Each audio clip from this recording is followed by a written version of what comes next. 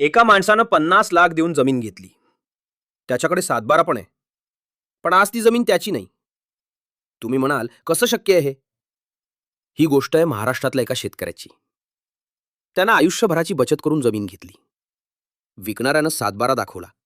नाव clear होतं. त्यानं पैसे दिले आणि खुश झाला. आता ही जमीन माझी. पण त्यानं एक मोठ्या चूक केली. त्यानं नोंदणी केलीच नाही. काही महिन्यांनी तोच विकणारा माणूस तीच जमीन दुसऱ्याला विकतो आणि यावेळी प्रॉपर रजिस्टर्ड सेल डीड करून देतो.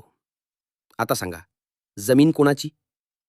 कायद्यानुसार ज्याच्याकडे रजिस्टर्ड डॉक्युमेंट आहे, जमीन त्याची. पहिल्या माणसाकडे सातबारा होता, पण ते फक्त रेकॉर्ड आहे, ओनरशिप नाही. भारत सरकारच्या विविध लँड डिस्प्यूट रिपोर्ट्सनुसार भारतामध्ये 60% पेक्षा जास्त सिव्हिल केसेस हे जमीन विवादाशी संबंधित असतात. आणि त्यातील मोठा भाग हा प्रॉपर डॉक्युमेंट्स न तपासल्यामुळे किंवा रजिस्ट्रेशन न केल्यामुळे होतो.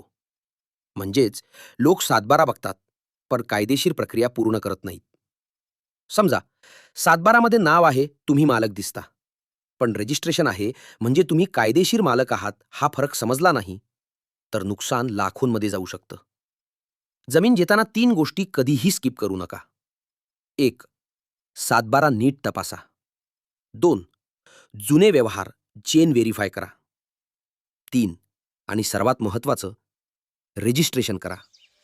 हे केल्याशिवाय एकही रुपया देऊ नका.